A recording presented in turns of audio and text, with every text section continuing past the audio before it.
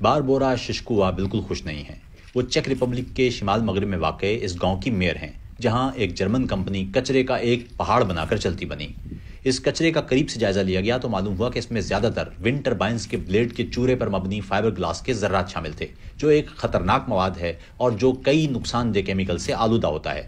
یہ فضلہ یہاں ایک پرانی آرا مشین کے مقام پر ڈھیر کیا گیا اور یہ رات کے وقت ٹرک کے ذریعے تب پھینکا گیا جب مقامی لوگ سو رہے تھے۔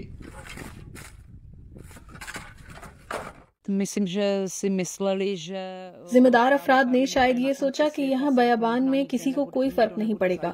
انہیں شاید لگا ہم بے وقوف ہیں اور کوئی نوٹس نہیں لے گا۔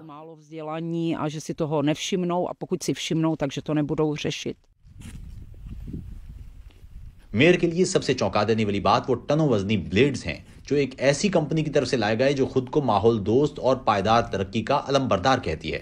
فائبر گلاس سے بنی ان بلیڈز کو ریسائیکل کرنا نہایت مشکل اور سب سے بڑھ کر مہنگا کام ہے، اور یہ فقط ایک بار کی کارروائی نہیں تھی۔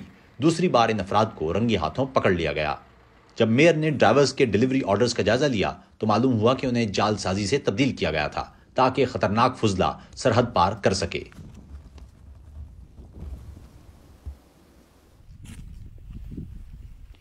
آرڈر میں باویریا میں قائم ایک جرمن کمپنی آر اور ایک چیک کمپنی پی کا حوالہ دیا گیا، جو کہ بظاہر ایک پلاسٹک ریسائکلنگ کمپنی ہے۔ ہم نے اس چیک کمپنی کو تلاش کرنے کی کوشش کی اور پتہ اوستراوا شہر کا نکلا۔ معلوم ہوا کہ کمپنی پی ایک جعلی کمپنی ہے جسے مالک کی شناخت چھپانے کے لیے استعمال کیا گیا ہے۔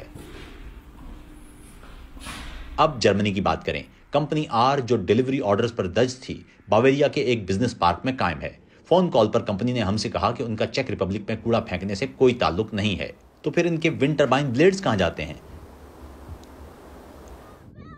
ہر سال جرمنی میں پرانے ونڈ فارمز سے 70,000 ٹن سے زائد فضلہ پیدا ہوتا ہے، جسے نئے اور بڑے ٹربائنز میں تبدیل کیا جاتا ہے۔ مینوفیکچررز نے شاید یہ سوچا ہی نہیں کہ اس مواد کو کہاں اور کیسے ریسائیکل کیا جا سکتا ہے۔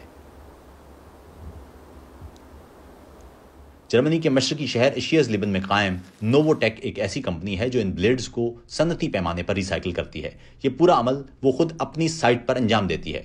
جن بلیڈز میں زیادہ زہریلے مادے پائے جاتے ہیں انہیں استعمال نہیں کیا جاتا۔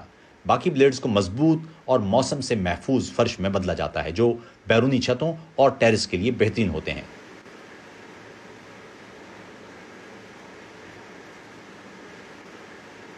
جدید ریسائکلنگ طریقے امید کی کرن ہیں، خاص طور پر جیرکوو گاؤں میں پھینکے گئے فضلے کے لیے، جہاں میئر باربورا ششکوا کو طویل عرصے تک یہ خوف رہا کہ شاید انہیں اکیلے ہی اس کچرے سے نمٹنا پڑے گا۔ لیکن اب جرمنی سے خبر آئی ہے کہ کمپنی آر دیوالیہ ہو چکی ہے اور باویریا کی ریاستی حکومت نے اعلان کیا ہے کہ وہ یہ خطرناک فضلہ واپس لے گی۔